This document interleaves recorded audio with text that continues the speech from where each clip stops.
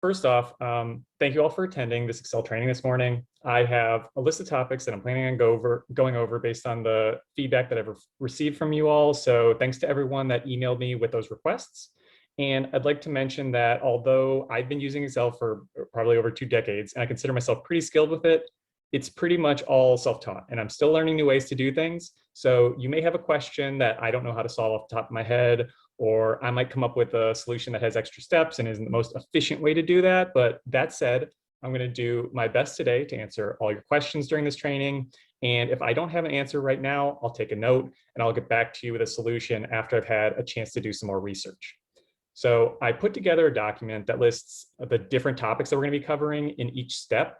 And after we go through this training, I think it would be really helpful in kind of solidifying these skills in your memory to take the starting spreadsheet, walk through the instructions, and we're recording this so you can even pull up the video and recreate those steps just like I'm doing today.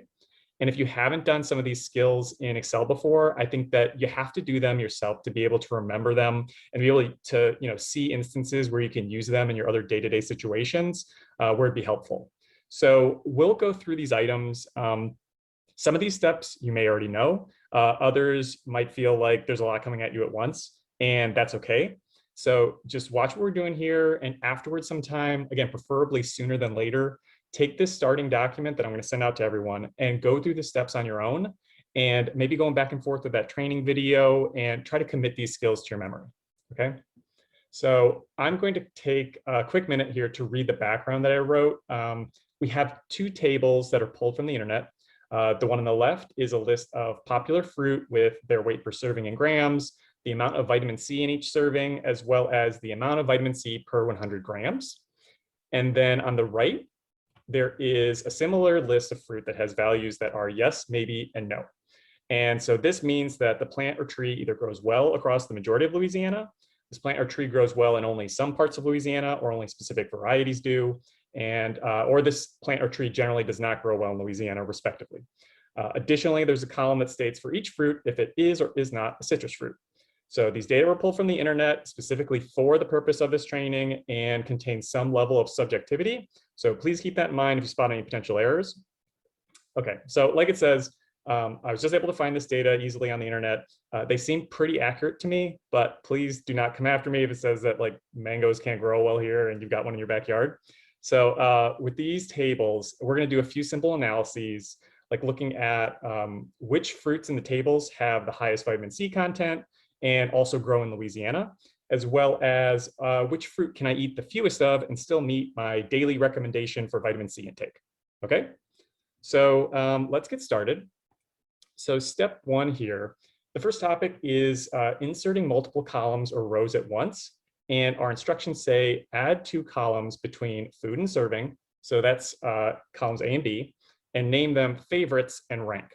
Okay, so your first instinct might be to kind of just go to this column right here and right click on it and then click insert, and then maybe do the same thing over again, just to add 2 columns. And that's okay if you're adding 1 or 2 columns, but if you had to add like 10 or something, it might get kind of tedious and a lot of clicks. So there's an easy way that we can insert multiple columns at once. So what I'm going to do first is I'm going to select this column right here. And I want you to keep in mind that when we select a column, that anytime you insert a new one, it's always going to be to the left of the one that you've selected, okay? And everything else is going to then be shifted over to the right. So the next thing that we're going to do is we're going to left click and we're going to drag over for the number of columns that we want to add. And if you look here in the top by this white plus sign that's kind of appeared right there, if you look to the right of it, it'll show you how many rows are selected. And because we have the entire sheet that's selected right here, that entire column, that's going to be a lot of rows, okay? But next to it, you see it says 2C. So we've selected 2 columns. If you keep going over, you see 3C, 4C. So you know how many columns you've selected, and that can tell you how many, if you're trying to insert 10 or something like that, how many columns will be inserted when you click insert. So here I've selected these 2, and now that I've selected them, we can click anywhere in this selected area and right click, click insert, and you've added your 2 columns, okay? So now that we've added our 2 columns, next thing we're going to do here is name them favorites and rank. All right. So moving on to our next skill here. The next step is that we're going to copy a pattern of values down a column for an entire table. And so the instructions say under favorites, enter the letter N in B2. So do that. And then in cell B3, we want to enter the letter Y and send this pattern to the end of the table. Okay. So to do this, what we're going to do is we're going to select both of these letters. All right. And then we're going to hover over the bottom right-hand corner, and you're going to see that the cursor turns into a little black plus sign. Okay. And when we double click on that, it's going to send our pattern all the way down to the end of the table. Okay. And so this will repeat it down for whatever pattern you select. If you would have only selected just the letter N, it'll send that down to the end of the table. If our pattern was maybe NYN instead, again, double clicking on that black plus sign will send NYN and repeat all the way down to the end of the table. Okay. So that's how you get a pattern to repeat all the way down a table. All right. So now that we've added this pattern here that we've sent down, our next step is that we're going to apply a filter to this table. Okay, so the instructions say, apply a filter to the table that we're working on and sort from largest to smallest for the column named vitamin C per 100 grams. Okay, so applying a filter is a pretty easy step.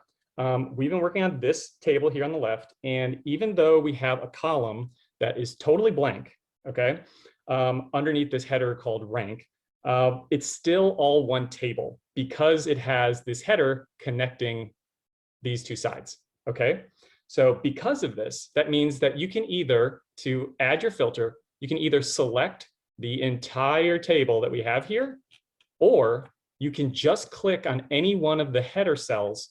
And then when we go to add our filter, we would either click sort and filter up here and go filter. And so that applies that little filter to all of them. Another place that you can find that is under the data tab and the filter button right here. Okay, so we can use either way to either add it or remove it. And like I said, you can either select the entire table, but because we have these headers that go across the top, even if there's blank data in there somewhere, if you just click filter on either the entire table or any of the individual headers, it will add that. There's a lot of functionality that you can get out of filters. You can obviously filter your table by certain elements, or even sort them in the individual columns. So if we wanted to, remove any individual fruit from this list, we could do it that way. If we only wanted certain values to appear, like if we didn't want anything that was maybe less than 1, we can remove it there. And we can easily go back and get them all back by making sure this select all has a check in it. Just like that. Okay.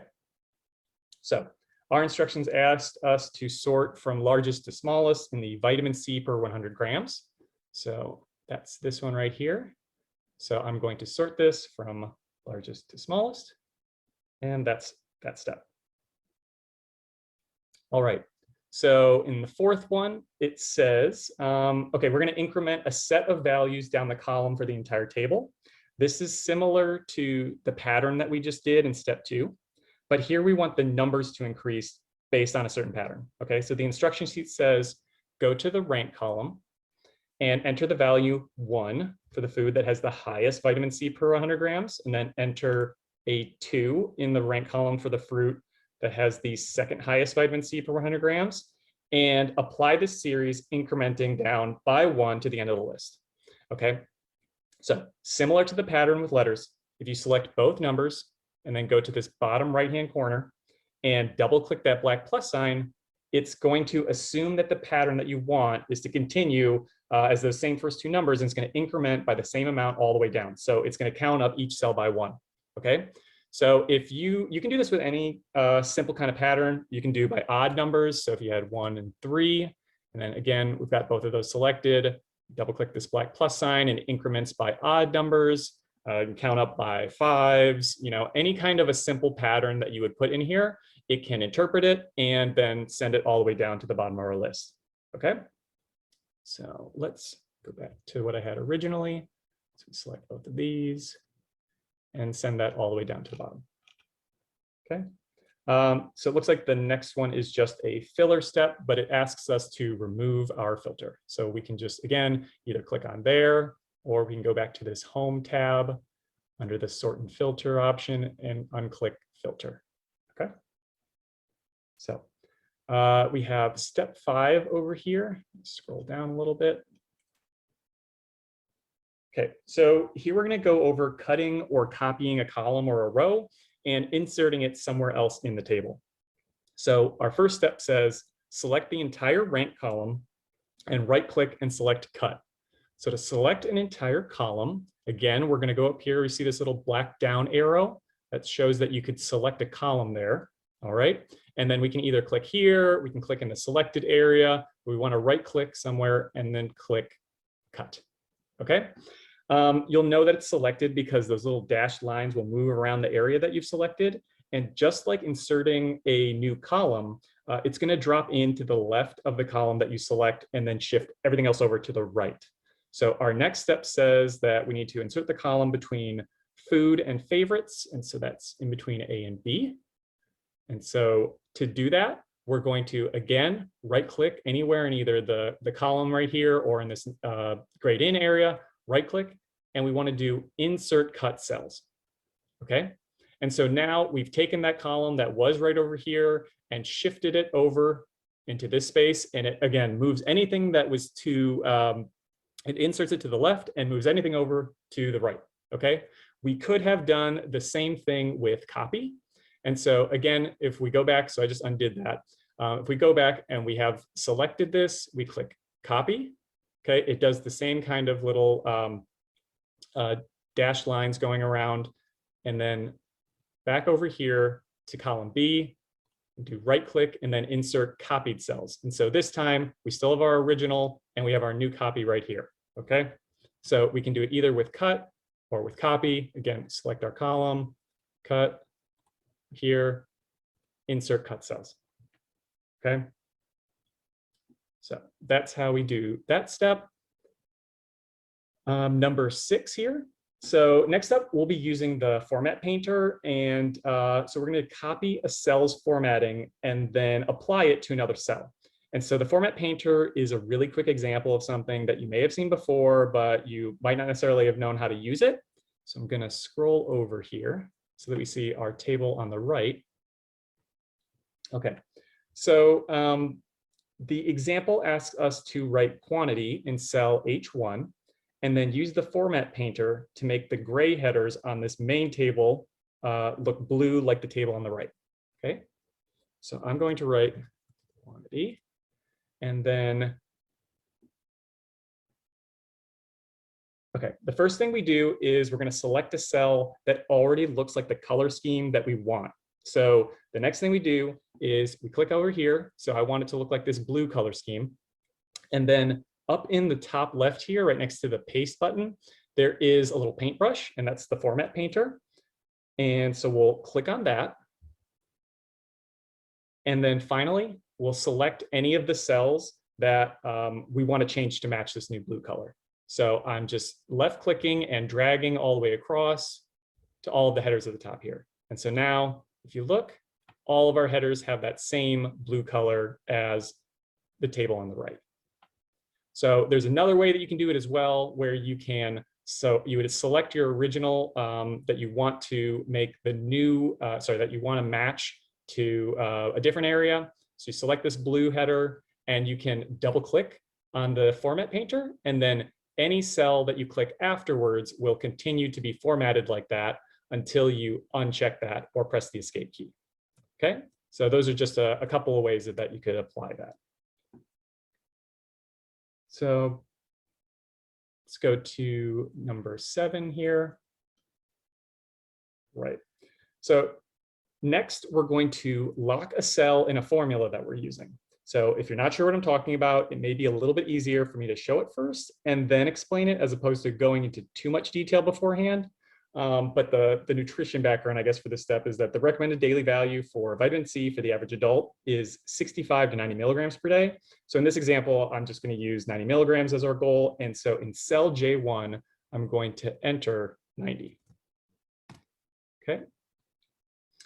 So the next instruction says that under the quantity column, calculate the number of servings that you'd have to eat for each fruit to meet the daily vitamin C goal of 90 milligrams. So to do this in cell H2, we're going to divide the vitamin C goal, which is this J1 right here, by the vitamin C per serving, which is in F2, and for the first fruit. So just a note that anytime we write a formula, it's always going to start with an equal sign. Okay. So like we said here, we're going to divide our goal divided by milligrams per serving, and that's our formula. So after we've entered that in the first cell, your first instinct might be just to go to the bottom right-hand corner and double click that black plus sign to have it apply the formula all the way down the table. But I'll show you the problem with this is that both of the cells are going to increment as it goes down that column, which is not what we want it to do. So you'll see here, we want the red cell to keep going all the way down, but we want that blue one to stay the same. Okay, we don't want it to be moving down all the way. So we want to lock this J1 cell in our formula and only allow the F column to increment. And there's a few different ways to lock the cell, but either way, it's going to end up with a $ being placed in front of both the column letter, so this J, and the row number, which is 1 right here. Okay, so we can either go into our formula and you can type a $ in front of each of those, okay, to lock the cell. Another way to do it is that if you either select J1, if you just click in the middle there, in the front of it, before the divided by sign, and you press the F4 key, that will automatically switch it over for you as well. Okay, so it doesn't matter if you don't have to remember the F4 key if that's too much. Just remember that you put this $ in front of both the column letter and the row number, and that will lock it. Okay, and so now that we have that cell locked that we wanted in this formula, we can select it in the bottom, select it, go to the bottom right corner and double click on that black plus sign, and that will increment it down the row. And you'll see that it is now locked on that blue cell, and that one doesn't move while the red one continues to go down our list. Okay, so you might be thinking, couldn't we have just wrote the number 90 in there, which was the vitamin C goal that we had written into the original formula, because it would have given us the same value. But that would have made it more difficult if we want to change that goal number. So if you want to change it to, let's say, 65, right there, you can make the change and it automatically updates all of these quantities in the quantity column for you. Okay, it automatically recalculates them because you're referencing whatever is placed up here. Okay, so you can put any number that you want in there for your goal and it will automatically update this. So this might be useful for something like if you have a budget sheet where you have a bunch of calculations that all reference like a total funding amount or something, and you want to easily jump back and forth between like potential funding scenarios, this might be a case where this would be useful. So I'm just going to change it back to the original number that we had here. And that's how we did that. So I'm going to scale it back for a minute. So we're going to do something that's a little bit easier with the next topic. We're going to talk about a couple of hotkeys or shortcuts so that you can quickly move around and select large sections of your spreadsheet. So if you haven't noticed already, I don't use a ton of hotkeys in Excel. I probably wouldn't make it as an accountant because I use the mouse too much. But there's a couple of shortcuts that I've committed to memory over the years that I find very useful, and I think you might too. So the first one is holding down the control key when you use your directional arrows. So normally, if you're just pressing, the left button, right button, down, up, you move one cell at a time. And I know you can't see this right now, but if you hold the control key, which I'm doing, and then press the left button, it goes to the end of whatever data is in that. In this case, I pressed left, so the end of that row. If I press right, it goes to the end of the data in that row again. Same for down, up, any direction that you press, it will go to the last bit of data that you have. One thing to keep in mind is that if it runs into empty cells, so let's say we had some empty cells here, and you press it while holding control, it's going to go to, like I said, to the last cell that has values. Okay. If you press it again, it's going to skip over all those blank ones and bring you to the next cell that has a value, and so on. So it'll continue to keep going up and down, past to the last one that has a value, skip any empty ones, and so on. Okay. So on its own, that's fine. However, if you combine this with the Shift key, what you can do is you can select large sections of your table. Okay. So again, can't see this, but I'm holding down the Control button and the Shift key, and I'm in my top left of my sheet already. And if I press the right arrow, I've now just selected the entire top row, so all of my headers right away. Okay, so that's kind of convenient. So if you want to go through and change the formatting of a bunch of this, you know, you can change the color, the text, everything like that. It's very quick and easy. So another thing that we can do is we can select our entire table this way as well. But again, I'm going to hold the Control and Shift button. I'm already up in the top left corner of my screen, and I press the right button and then the down button, and now I've selected my entire table. So that's, again, really convenient. Only, you know, 4 buttons you press really quickly, and you've selected your entire table. And that may be more important, or maybe more valuable when you have something like hundreds and hundreds of, you know, rows that you would otherwise have to scroll down through to kind of select quickly. Okay. And so in our step, it looks like it says, after selecting, so we've selected all of our table, we're going to apply a border around all of those cells. And so here to do that, we have, this is our little border button, and you can click this down arrow and you can select, we want to border around all of the cells, so click all. And so now we have applied a border around all of these cells here. Okay. So we've applied that, and it looks like, okay, we've got another step that asks to reapply the filter to the table. So again, just like we did before, you can select anywhere on the header, or you can select the entire table. We go over here to sort and filter and apply a filter. Okay. So this next step is the most advanced one we're probably going to do. So once you get the hang of it, I think it's very helpful, and you know, it might not feel as daunting once you've seen it or tried it a few times. But the topic is a Vlookup statement. So the V stands for vertical, and then lookup. So you can think of it like an old school paper phone book. If you wanted to call someone, you know their name, but you can't remember their phone number, you'd look through the phone book until you find their name, get their number, and then call them. So Vlookups will work similarly. So again, this might be another one where you know, once you see it, it might make a little bit more sense. So our first step here in our instructions asks us to insert a column to the right of favorites and name it Grows in Louisiana. So I'm going to go here, insert. My mind is so blown with. I just inserted a column right here. So just following the first step. So insert a column to the right of favorites and name it Grows in Louisiana. Okay, so got that in there. Our next step is to create a Vlookup to map the USDA zone Louisiana value. So that's in this column right here. Okay, and we want to map that from our table on this right side and match that to our working table that we're using on the left here. Okay, and if you select a range instead of columns, make sure to lock the cell range to keep it from incrementing when you apply the formula down the column. Okay, so what does any of that mean? We're going to break it down. We're going to start our formula as always with an equal sign. Okay, so when you start typing in Excel, it's going to try to guess what you're thinking of. So if you can't remember exactly, you know, what the formula is called, I can show you again in a minute another way to look it up. But when you start typing, you'll see, okay, right away, it's right there. We can double click on it. Okay. And there's a little bit of jargon here, but in Excel, you can call this a formula. All it is a pre-made function where you plug in some information, it does a preset calculation, and it spits out an answer. Okay. So the Vlookup formula requires you to plug in 4 pieces of information, and they're called arguments. So that's just for people that want the extra detail. But if you remember nothing else, just know a Vlookup needs you to enter in 4 things.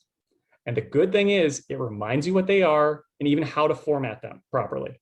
So on top of that, if at any point you get lost and you aren't sure if you're doing it right, you can click on this FX button up here, and it brings up a little help screen that will guide you through it, okay? And you can even use that button to search for the formula if you forget the name of it. And so I'll show you that right now. So if you forget the name of it and you're like, so these are my recently used, so yours might not look like that, but you're like, oh, I think it has the word look in it. So, okay, there you go, Vlookup. It's like, oh, I think it started with a V. There, Vlookup. So you can search through here, and then click OK. And again, it brings up our little help screen, okay? So let's work through those pieces of information that you need to include. The first is the lookup value. So in that phone book example that I used, this would be the person's name. And when we look at these two tables, okay, the thing that's linking them is the name of that food, okay? So in the column, sorry, in the table to the left, it's that column called food. The table to the right, it's called fruit. Doesn't matter if the headers are different, you just need the content of there to have matches between the two, okay? So one thing to note is that, so this lookup value that we're going to use, so the thing that we use to find our match on the other side, it can be anywhere in relation to the cell that we're working in. So we're working in this cell right here, D2 under grows in Louisiana. So our matching item here, which is over in A2, that could be to the left of this cell, that could be to the right of it, doesn't matter as long as it's in the same row, okay? It is important though that the thing that it's matching to, so over here, the fruit, that has to be to the left of the information you want to bring back. So remember, we want to bring back whether or not it grows well in Louisiana. So this column N, this column, which in this case it is, but you would want to make sure that that is to the left of the information you're bringing back. If it wasn't, you could do like we were showing before, one of those cut and paste, or the cut and paste example, or copy and paste to make sure that you get it so that it is at least in some way to the left of the information you're bringing back, okay? So we're going to start here. We're going to select our lookup value, okay? And that's that A2, that's guava in this example. So the next thing that we're doing is our table array. And from our example before, this is our phone book. So we need to have the name of the fruit, okay? And then the information that we want to bring back, okay? And so that's the information we want to bring back is the phone number in that example, okay? And that has to be, again, to the right of the thing that it's matching to, okay? And so we want to select that entire area so that it can search through it. So I'm going to left click and select both the M and N columns, okay? And it will just appear right in here, all right? So we selected that search area. The next thing we do is the index number, okay? All this wants to know is what column of the area that you selected has the data that you're interested in. So in this example, we want it to bring back the information about whether it grows well in Louisiana. And so that's in this column number 2, okay? It's the second one right here. So if you just count them, we selected this one and this one. So 1, 2, that's just the second one. So all we do is enter a 2. All right. The last thing that we have for this is called, it's called a range lookup. That is a terrible name that I will admit, that for something that's super simple. What it's asking is, if I find something that's kind of close to what you're looking for, do you want me to stop and just give you that? And I'm going to tell you personally, for me, the answer is always, that I always use, is false. Okay. So if you think about the phone book example, if you're looking for the name Randy Leggett in the phone book and you can't find it, but you find Brandy Leggett, that's probably not going to help you very much. So there are some instances where it might be helpful. Maybe there's like a couple misspellings between your two tables and being close enough would work for you, but I generally don't use it. And so I always put false, okay? And then in this example, I specifically know that there are no spelling answers. So, that's another little added piece. But another good thing about this helpful little pop-up here is that you can see that as we went down our list and entered in our information, it kind of put to the right, the data that would have filled in those spots, okay? So this just means that it's too big to show you all the information. But in the first one, the example was guava, and then we typed in a 2 and put in false. And so if everything you put in is correct, this last equal sign here should show you what it thinks it would return. And so when we look at our little table over here, you see guava has a maybe next to it. And so that looks right. That looks like what we would expect. So now we can click OK. and it puts that term, that value, it returns it back over to here for that one, okay? And so just like before, because we've selected these entire columns and not just a specific area, we can go down to the bottom right corner and double click that black plus sign, okay? And so it is now filled in the match on this other table for all of those instances over here. And I will say that, is there a question? Can we ask a question, or would you rather us hold it until the end? You can ask a question, sure. If you do choose to put true, like I'm always trying to match up hospital names, but they go by so many different names. Will it flag it if it's not completely true? Like, how do you know, or you don't know? Does it just put the data there and it just puts that's why I don't trust it. That's a perfect question there, because it doesn't flag it. It just drops it in.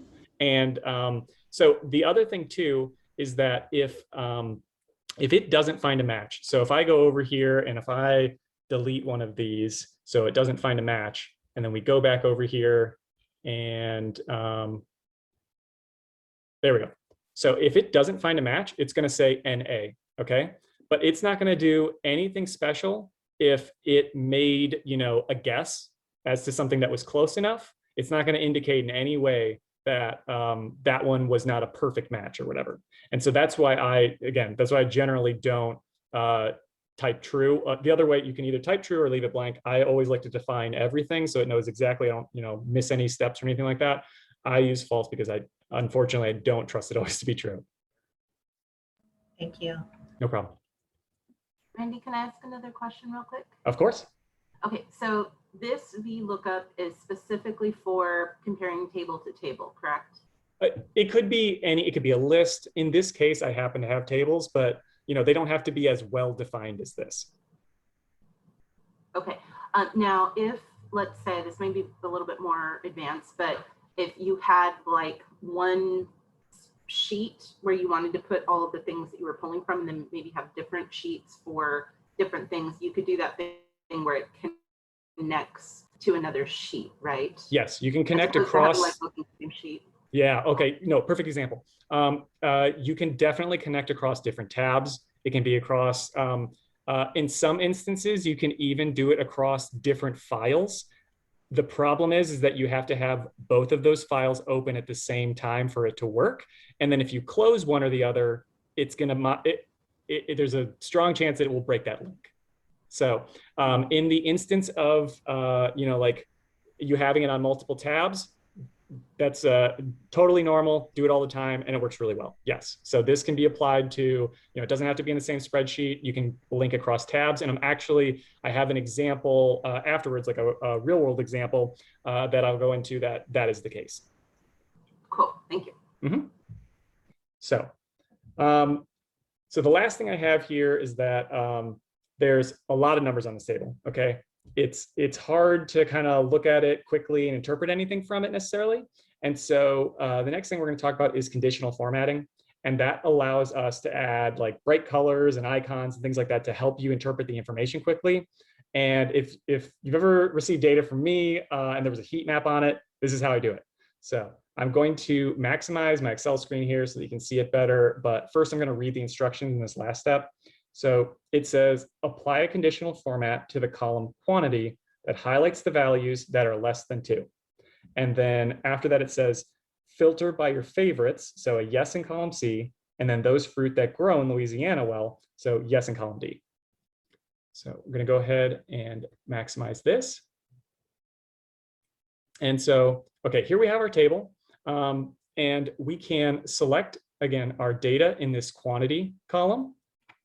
And then from here, there's a really convenient way that we can add all these different, like I was saying, the heat maps and things like that. We can add different icons for certain things. You can define what it is that you want to get an icon next to it. You can have the different color scales. This one, if you've received data from me before, this is how you would apply something like a heat map. You can have different data bars next to it where it would fill it in differently. The thing that I'll say is that it defaults to the range of the data that you're working with.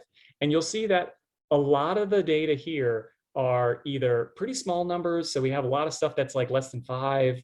And then we have some really big ones. So this one right down here at like 180,000. So we have a huge range across this table. So it's going to be difficult if you throw this color scale on here.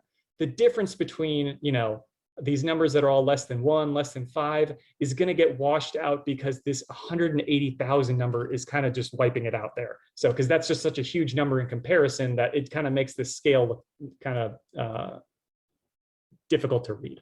So the example that we're looking at said that we want to highlight anything that was less than 2. Okay, and so we can highlight them based on these rules. And so you can do greater than, less than, anything that's equal to. You can highlight any of your duplicates, which is really helpful sometimes when you're trying to go through a list and see if you have doubles in there somewhere or more than that. This is an easy way to find any of those duplicates. But here, as our example said, anything that's less than 2, I want to highlight. And so in this example, I'm going to make it so that it turns green. Okay, and then I would just click OK. All right. And then the other, see here, the other instruction that I had was filtering by, okay, when I filter by ones that grow well in Louisiana. So again, this is an example of how we can use our filters. So I just want the ones that for sure grow really well. And then it says also by our favorites. And so our favorites there. And so, hey, it looks like to meet my 90 milligrams per day, goal or whatever, I only have to eat 1.4 kiwi fruit. So maybe I'll be growing a kiwi fruit tree. So that's how you could easily, again, apply different colors and icons and things like that to your data. Again, because I know that everybody really likes those heat maps, if you wanted to still do something like that, a quick way to get rid of any of those rules, you can say clear rules from entire sheet. Okay, so they're all gone now. So I can go down, I can select this again for my area, go to my conditional formatting, and I can do a custom one. So I go onto this color scales. You do that for any of these. You can do more rules and then you can define what it is specifically that you want it to do. And so, so here it comes up and it says, what kind of format style do you want to do? Let's say I want to do 3 different colors. And so this one, it's set up so a low number is red. And let's say I want it to be that a low number is actually green. So I'm going to have it do that. And I want my high numbers to be like red, I guess. And so I don't want it to just automatically use, because this was the problem we ran into before, that it was using the range that it already had. And so like the lowest number over here is like 0.72 and then the highest is 180,000. And so that kind of blows our numbers all out of the water. So I'm going to say that I want to set specific numbers for all of these for my range. Okay. And so let's say in this example, like we had said before, so anything less than 2, I want to highlight. And let's say a midpoint is maybe, I don't know, let's say 5. And then anything that's 10 and over, red. Okay.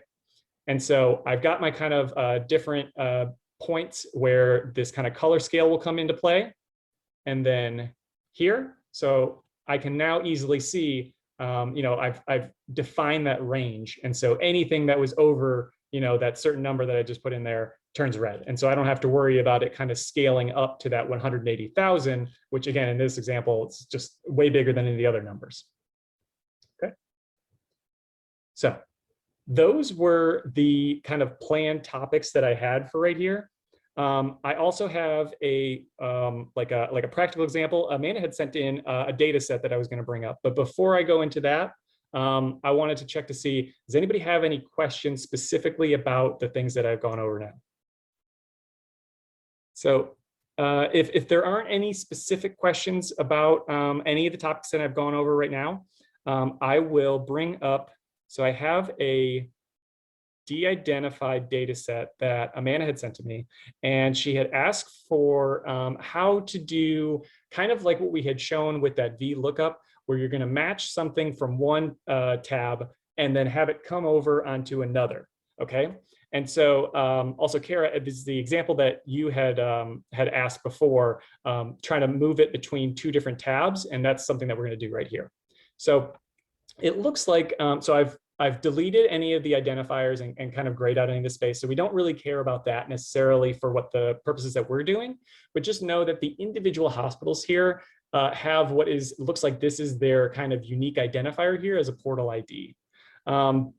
So you see that as we go down, when I looked at this before, I did not find any duplicates. Again, with our conditional formatting, an easy way to do that would be to select that entire area, color scales, highlight cell rules, duplicate values. And so you could go through and see if you found any that were highlighted in red, and we don't have any, so that's good. I'll just gonna clear those rules really quick. But so our unique identifier is on this side, and we have a score over here, which is something that Amanda had said she wants to see on this table, okay? Because this one has what she had said was more pertinent information for her. And so it seems like this is a subset of the data that's on this other bigger table over here in this other tab. So we have this table, and we want to bring the score over here from this tab, okay? And now the identifier that kind of links these two is, like I said here, is this portal ID. So you see that there's a portal ID here. There's also a portal ID here. Okay, so that's how we can kind of combine those as well. So with this one specifically, so we're going to add in our scores. Okay, so we're going to create, this is where we're going to put our scores. And if you'll remember from before, we always want to make sure that our linking thing here, so the thing that connects the two, is to the left of the information that we're bringing back, okay? So another skill that we had talked about before was cutting and pasting. So right here, I'm going to cut and then insert that cut cell in front of it, okay? So now we have the thing that unites both of those, okay? The link between the two is to the left of the information that I want to bring back, okay? So now we're going to go back over to here, and we're going to do our Vlookup. So equals VL, and I get my Vlookup right there. And again, we can go through this little, if you click on this FX button, we can go through and kind of click our way through it. So when you look at this row, the thing that was, again, linking those two tables together was this portal ID. So that's what we want to select as our lookup value. Our table array. So now we're going to go down, select this other tab, and the thing that we want to highlight over here is we want it to link to this portal ID and the score, okay? So it's like that other example where we had those two, okay? And again, because we're highlighting the entire column, we don't have to do any of that, the adding the $sign or anything like that, because we're selecting the entire area, okay? And then again, in that example, it was only 2 columns. We want that second column to come over. So we just type the number 2. And then again, I didn't see, because there's just a number there. I didn't see any errors. I guess I wouldn't know necessarily if there were any errors that where they weren't linking up properly, but I always use false in this example. I don't want anything that looks similar. Again, it's even more dangerous with a number where it's like, oh, it's off by 1 or something. You don't want it to make any assumptions and then just pull over the wrong stuff. So we always put false because we want it to be an exact match. And then we click OK. All right. So we've got our formula entered into here. We can go to the bottom right corner, double click on that black plus sign, and now all of our scores are over here.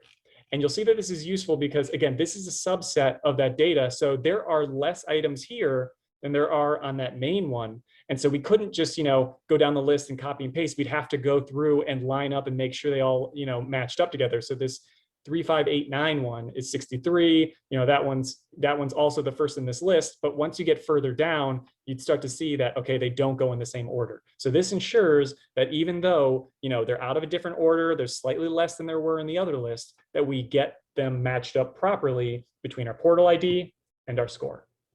And then another quick thing that we can do over here is that we can select this information that we just added. So we go all the way here. Could use your Control Shift down and select the whole thing really quickly. We can go up, do conditional formatting, and we can go over here. And so we can say like this. And so now we applied our conditional formatting. And now you'll see, because we added that column over there, we can reapply our filter.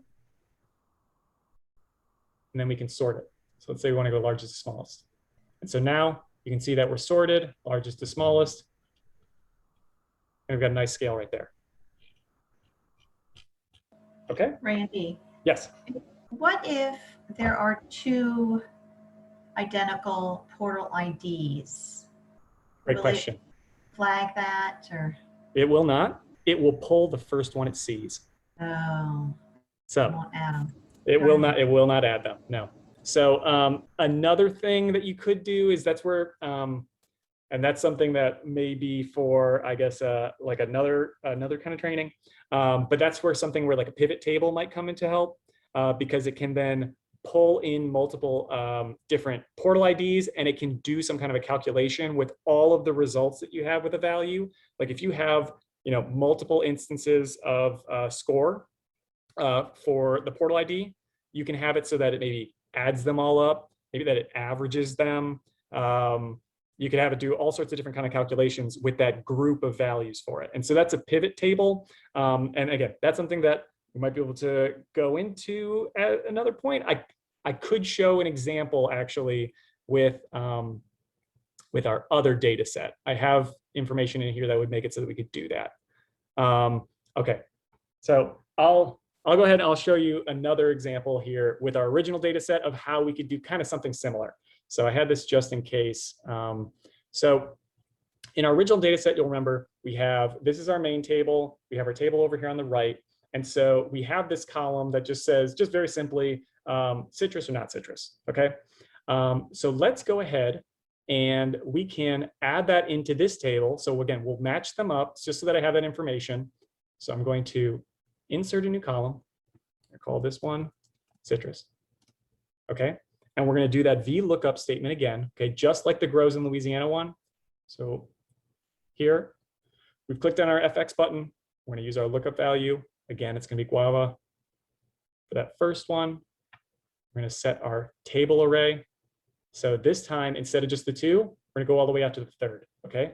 And now remember, we're selecting the entire columns. So we've got those 3 columns in total, okay? This time, it's not the second column that we want to bring back. It's 1, 2, 3. It's this third column, okay? So we'll type in the number 3, range lookup. Like I said, always I'm going to put false, all right? And so you can see it puts here what it thinks our first one is not citrus. We can go over here and double check. Yep, that looks like it's right, okay? So we've got this selected. We can go to the bottom right-hand corner and double click that all the way down. And so it's kind of applied that to our whole table for us. And we have that information now in our main table.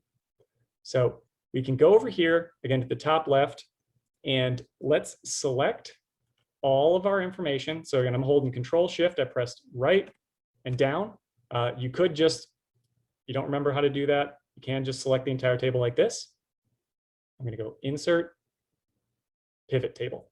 Okay, going to be a lot of information right here. Okay, all you need to know right here is we've selected our table. Okay, we've already selected our table, so we don't have to do it again. If you didn't already, this is kind of like your little helper, like with the other with the formulas when we do our VLOOKUP.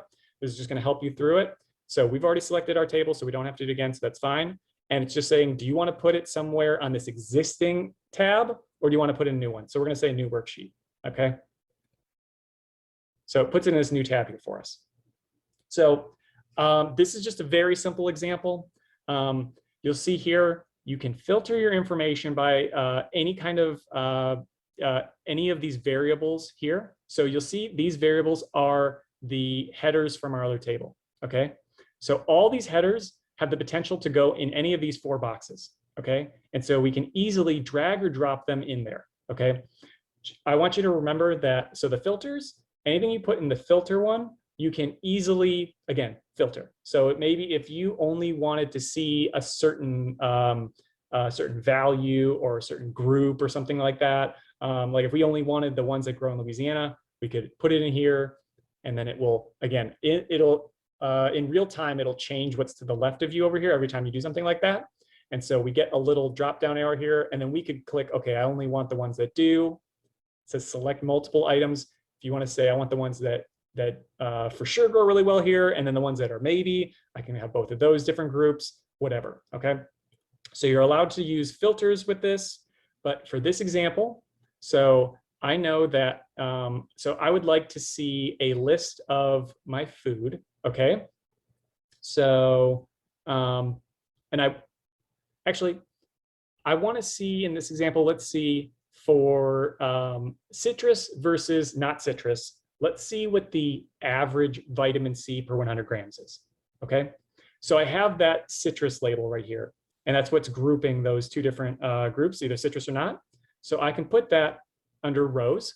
And so I have my two different options there. So you'll see it said it a whole bunch of times here, but it'll reduce it down to just whatever the two different options are. If you have more options than that, it'll list all the different options that there are, okay? And so if I want to do just a simple little calculation for it, I'm going to put something in this values field, okay? And again, I want to see what's the average vitamin C per 100 grams for these two groups.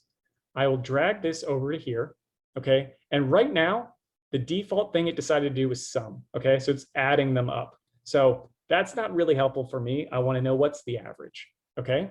So I can click on this little down arrow, do value field settings, and then I can select what I want it to do with it. It can count how many, citrus or not citrus I have in each group. So it looks like I have 7 citrus and 39 that aren't in my other table. I can say, again, what is the highest vitamin C per 100 grams for each of those? Or I can say, what's the average? Okay. And so it looks like citrus from the table of information that we had, looks like the citrus fruit have an average of about 41.7 milligrams of vitamin C per 100 grams, and the not citrus ones have about 26. Now, in this example, so similar to what I believe Betsy had asked, if you want to have, or if you have a list of where, like, let's say like the fruit in this example, there were multiple instances of them. So maybe if when you were talking about, I think like clinics or hospitals or something like that, if they appeared multiple times, you could, again, put the name down here into this rows category. And then every time it came up, we have it set for average over here. It gives you the average of whatever the instances are here. So if I had apple on here, and maybe I had, 5 different kinds of apple, but I just had it, they were all named apple, okay? I have it here where it's averaging those out. So maybe one of them was 3, one of them was 5, one of them was 4, and it'll give you this average right here. The other cool thing that you can do is that if you throw everything into here and you decide, well, I want to group these on my own, you can select. So you can select again. So I'm going to click here and I can either click and drag, or I can click and then hold the control button and click multiple ones that are not next to each other. Again, I want it to be this little white plus sign or white cross right here whenever I select them. So let's see if I can find, there's another one. Okay. And now that I've selected those, I can right click and I can say group. And so now you'll see that, see, here it is, group 1. And so I can just call that one like citrus, okay? And so it gives me these 3 in a group right here. And if I want to see what the average is across them, I see it right there by closing that little grouping symbol, okay? So that's the average across the 3. And so that's, so again, it's a little more complicated, but this is an example of how if you had a list that had, a bunch of hospital names, a bunch of clinic names, or anything like similar like that, where you wanted to see, what's the average across something? What is the total? You want it to count maybe how many times it occurs, anything like that. You can set this values down here, going to value field settings, and you can kind of tell it, what's the maximum, what's the average, how many do I have, what's the total if I add them all up. You can do all these kind of calculations. And so that's how there are YouTube videos upon YouTube videos going into the details about how advanced you can make pivot tables, and there is a lot of different things you can do with them. So this is just, very basic surface level kind of stuff, just to give you an idea in case, you're looking at some of your spreadsheets and you're like, oh, well, that would be really helpful. Oh, and I see a comment here. Marcus just wrote, yeah, the misspellings will come out when you put them in this list. So it might be a good way to put them into your pivot table for you to easily quickly see. It's like, oh, it looks like I have 3 different spellings for this one hospital here. So that might be another good way to kind of, and then you can do like I was showing here, where you can group them together that way too. So excellent. Thanks, Marcus. All right. So we've covered a bunch of different topics. Is there any other questions that people have or anything else you want to try to look at while we're just looking at this information right here? Randy? Yes. Hi, Randy. This is Ann with the LED program. Hi there. One question I have is that I've been doing Excel spreadsheet since it's been in existence. So Okay. let me first say thank you for showing me how to move a whole column and how to color code. I've been trying to figure that out for the longest. I'm glad to help.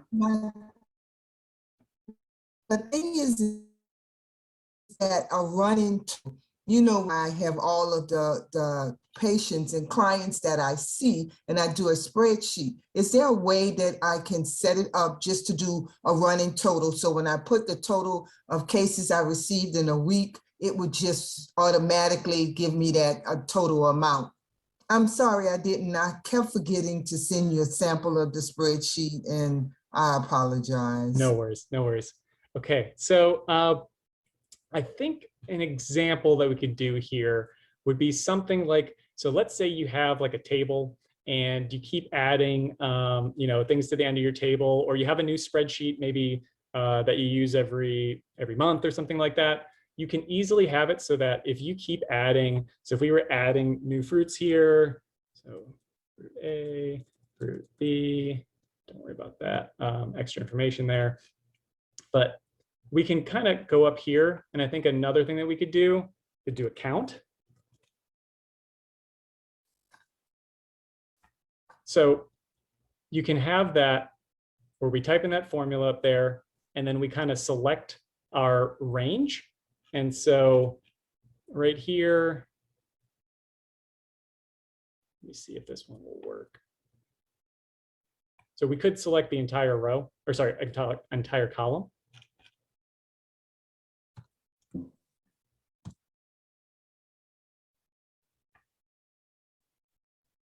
Let me see if it says it. So it's looking for.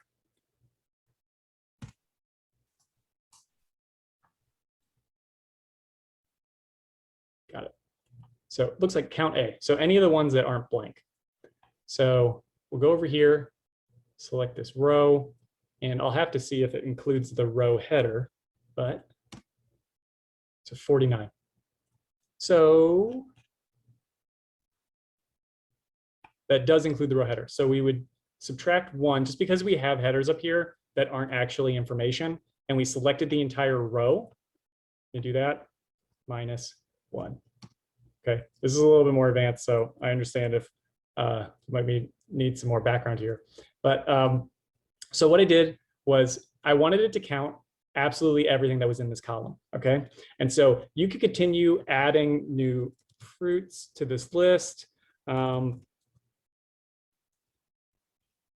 And this number will continue to increase. So however many you end up putting in this list, it will increase to match that.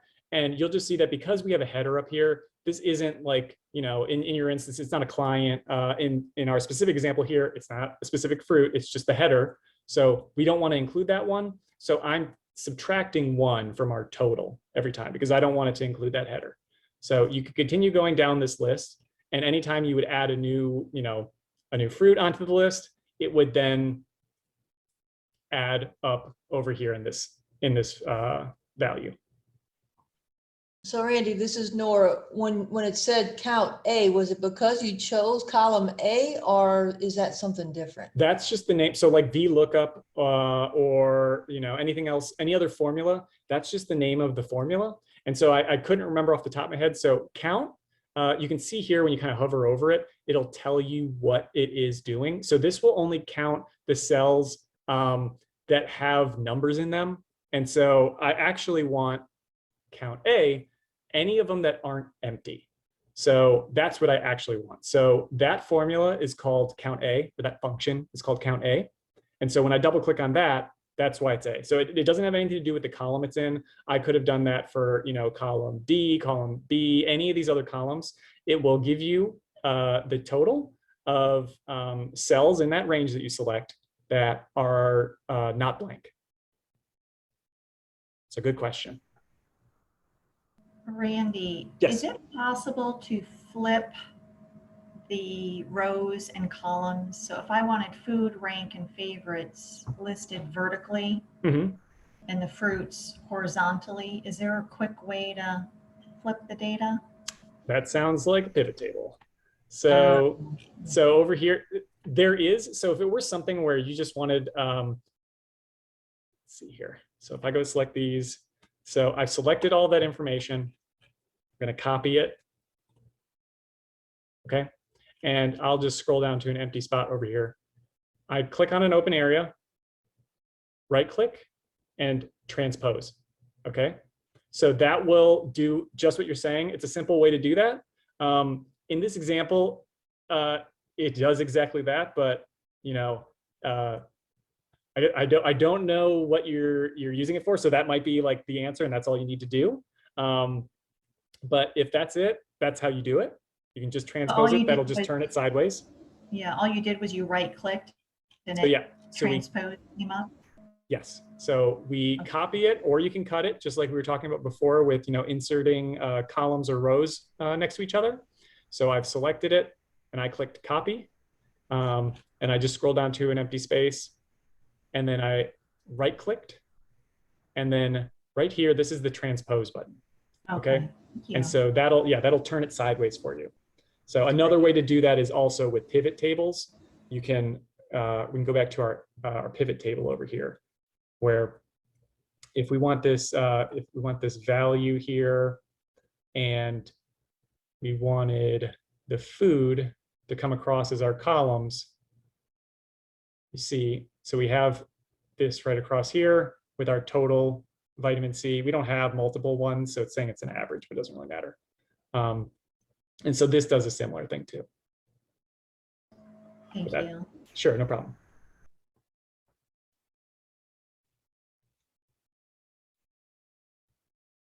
Oh, Marcus just pointed out too. When you have a Vlookup statement, it's not going to work. So if you try to do like this transpose or whatever, it's not going to work when it's horizontal, okay? Because it's made for this vertical statement here. I will show another thing. So if you have all this information in a table and it looks great, and you want to, you know, maybe put it on a new spreadsheet, or you want to, you know, like clean it up and kind of get rid of some stuff. Maybe you want to get rid of this table over here because you just really only wanted this information here. When you have a formula and you want to basically erase the fact that it's a formula and just keep the content of the cell. So right here, I do my Vlookup statement, and this is what it says whenever I pull it up. However, I just wanted to say not citrus or citrus, okay? I want it to be so that I can copy it and put it anywhere else, and it stays the same. So I'm going to delete this just so we don't have any confusion.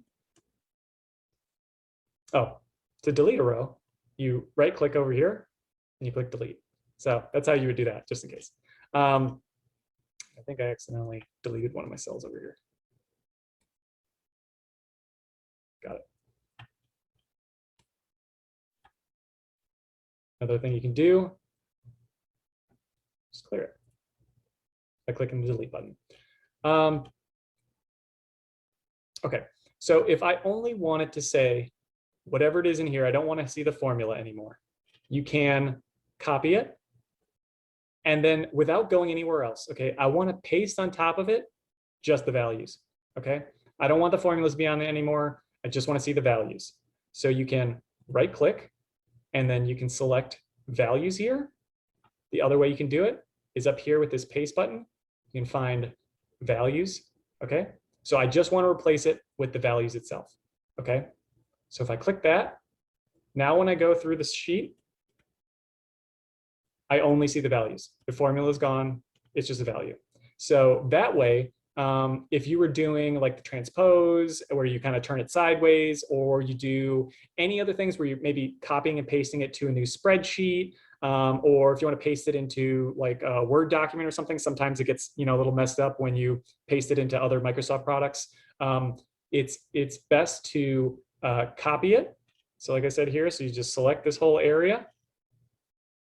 So copy, and then we're just going to right click on it again, and then under the paste options, we're going to paste values over top of it. So we can do the same thing here with our grows in Louisiana VLOOKUP.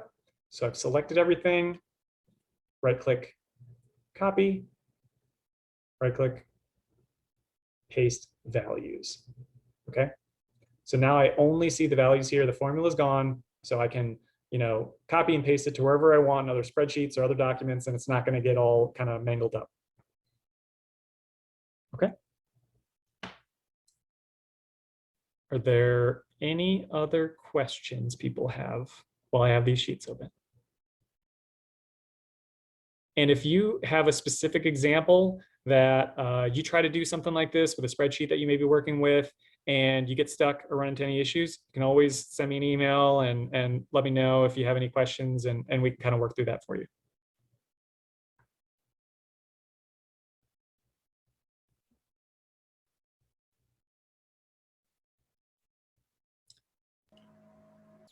I have a real basic question. Sure. If we're in a cell and I want to just remove the bottom border, how do I do that? It seems like I have to put no border, and then I have to go back and add the left, right, and top border. There must be a quick way to just remove. Just the bottom border. Gotcha. Yeah. Okay, so definitely know what you're talking about here. So I don't know if this is the quickest way. This is the way that I know how to do. So again, we go to this down arrow right here, more borders, and it's going to show you for this individual cell, these are all the borders that it has, and it has all these options. You can do, slashes through. You can do other things you couldn't normally do with just those quick ones. You can go over here and click on any one of these lines, and it will either make it appear or disappear. So if you just want to get rid of a bottom border, you can just click on that bottom one, click OK, and now that one's gone. Thank you. No problem. So again, I don't know if that's the fastest way to do it, but that is the way I know how to do it. So you can either click on it, go up here and do more borders, or you can right click on it and then do format cells. Okay, and it'll bring you up this screen right here. And that's where you can select that one border, click it off, and click OK. How about merging and unmerging cells? Sure. So if you wanted to merge cells together, let's see if I have an instance here. Okay. Let's say these are both about serving. Okay, serving size. Or let's go over here. I can select both of these, and up here there is merge and center. And so what that's going to do is going to make that one cell. So I can again select these two, click merge and center. And it says a little warning here, like when you do this, because I have data in both of these, it says it's only going to keep the information in this left one. Okay. And if you've selected a whole bunch of them, it's only going to keep the one in the upper left one. Okay. So that's okay. I'm okay with that. So I click OK. So now I have my information here, and just going to turn off my filter so you can see it a little better. But this is our serving information. Okay. And so now these are just merged as one cell. You can then unclick that, but you have to go back in and type in your information that you want for this header now.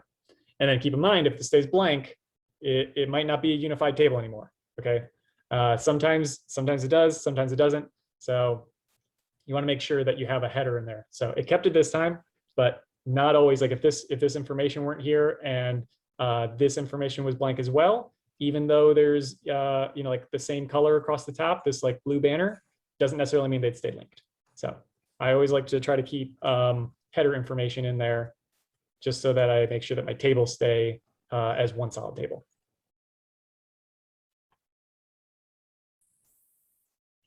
Hi, Randy, this is Cheryl. Can you maybe just go over a brief summary of the different types of equations in Excel? Sometimes I have trouble just writing the correct equation. Got it. So let's see here. Like I was saying before, anytime you're looking for a specific one, if you have a general idea of like how it starts, you can start typing it in here, and it will come up with a list of options. And as you keep typing, it will kind of guess at what it thinks that you want to do. But if you're not sure at all, You can go up here and you can search for them as well. I know a lot of ones that I end up using, you'll use different like averages. So there's average function. There was those different count functions that we had. And so the different kinds of counting, so counting only ones that have numbers, counting ones that are not empty. Let's see here.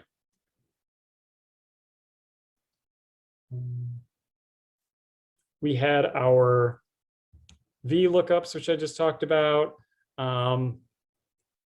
Mostly mathematical things. Talk about our maxes. So the max number, minimum number. There are, and I don't know if I want to get into all of these, but you can split things out into quartiles. Let's see. There are some pretty advanced functions in the grouping of, actually here, I'll talk about one other thing after this, but Countifs.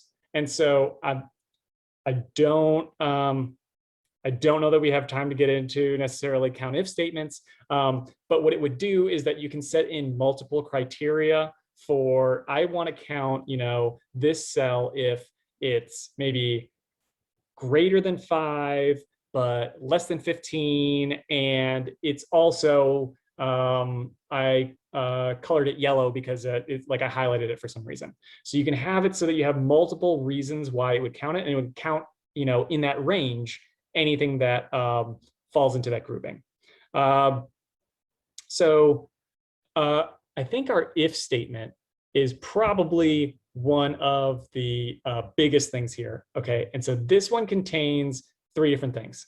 Okay, so we have our test, what you kick out if it's true, and what you kick out if it's false. Okay, and so if I just have a simple formula here, and I'm only going to look at one cell. All right, so let's say I want to know is, let's see here, I'll go up to my top section right here. So similar to how this is color coded right here, we did that all with just clicks. There wasn't a whole lot of extra stuff that we had to do, but I'm going to call this one test. And let's say I want to do an if statement. So equals, actually go up here. Okay, it's convenient. It's already, I just use it, so it's already there. So let's say I want to know if this cell next to it is greater than or less than 2. Okay, so how about I say if, so that's J2. So I can either type that there, I can click on it, whatever I want to do. If that is less than 2, I want, if that's true, so if it is less than 2, I want to turn, say yes. Okay. And it's important here, if you want to say anything in letters, you have to put it in quotes. Okay. So if I wanted to say yes, I have to put it in quotes. If I wanted to do just a binary yes, no with a 1 or a 0, I could have it just say 1. Okay. So anytime it comes back where it's less than 2, I want it to give me a 1. But in this case, just to make it easy, I'm going to say in quotes, I want it to say yes. Okay. And then anytime that it is not true, so anytime that it is 2 or greater, I want it to say no. Okay. And so again, anytime we put anything that's text, we got to put it in quotes. And if it were a number, you can just write the number. And so you'll see again, if I did everything right, it's going to populate what it thinks the answer is going to be for my first one right there. And so it says yes. And so 0.72 is less than 2, so that's good. And then I can click OK. And so just like we did with all of our other ones, I can go over here to the bottom right corner, double click on this black plus sign, and go all the way down. And so now I've selected for every one of these whether or not it is less than 2. And so an if statement is really powerful because you can say, even if it's text, so let's say, and it doesn't have to be right next to it. So let me go back and do this again. So let's say I want to know if D2, okay, so it's in the same row over here. I want to know if that equals citrus. Okay. So Anytime we use text, it goes in quotes. So if it's citrus, I want it to say yes. If it's not, I want it to say no. Okay. And so I can then, so I type those in there, click OK. And so good, that is not citrus, so it says no. I can then go over here, go to the bottom right corner, double click that down, and you'll see, okay, so these ones say citrus. So yes, yes, yes, yes. And then the ones that don't say no. So you can use this with text. You can use this with numbers. You can use this. There's even ways to do it with conditional formats and things like that, where it looks for if you have different colors. But the good thing about this, so here is my table again. It's all linked together. So if I wanted to do another way to do a filter would be, now that I, determine whether or not this is citrus, I could say, okay, I only want to keep the ones that are citrus. The other way of doing that is I only want to keep the ones where this says yes. So there's multiple different ways to do the same kind of thing with these formulas. The if formula is really powerful, but any kind of mathematical function that you can think of is going to be there. So again, taking averages of things, maxes, minimums, quartiles, all that kind of stuff is possible with this. So sorry, I don't think that I covered anywhere near the entire realm of formulas that you can go through, but just keep in mind that a good thing to be able to do is go up here and search for them. You can also, again, select different categories where if you want to look at things based on, okay, like there's financial formulas, there's statistical ones, simple mathematical operators, date and time things as well. Let's see, certain text ones, logical. So that's kind of like that if statement, like if this, then yes, if no, then this. So there's all sorts of different things that we can do with that. And I guess another layer that adds to it as well is that you can nest things with formulas within formulas. Okay, and so that's another level there. And again, I don't know if we're gonna have time to go into that, but we could say if this is citrus, and we can add if that's citrus and comma, because we always separate any arguments with the comma, and this one equals yes. Close that. Then I want it to say yes or no. And so you'll see that would make it so that I only get my citrus that it says for sure grow well in Louisiana. So again, there's all sorts of ways that we can do kind of these advanced things. We can do really simple things. It's quite a lot of possibilities of what you can do. It sounds like we've kind of, I know we've covered a whole lot of different things. Again, I was recording this, so hopefully it says that it's still recording. So hopefully this is working properly. But I will be, putting this either on a shared folder somewhere, or I think I might get with Tammy, maybe I'll put this on YouTube for us to use as a private link. But again, thank you all for coming this morning. I know that there was a lot of information today, but hopefully I will be sending out the instruction sheet as well as this spreadsheet that we started out with. And so if you want to go back, kind of work through both that instruction sheet and this spreadsheet and kind of do the same thing we're doing with the video, I think that'd be really helpful in kind of solidifying some of those skills that we talked about. But hopefully you have some practical applications, maybe for some of the things that you saw today. And again, let me know if you have any specific examples where you see how you might be able to use these in your spreadsheets, and you try doing it, you might get a little bit stuck. So feel free to let me know with any of those questions that you have. Okay.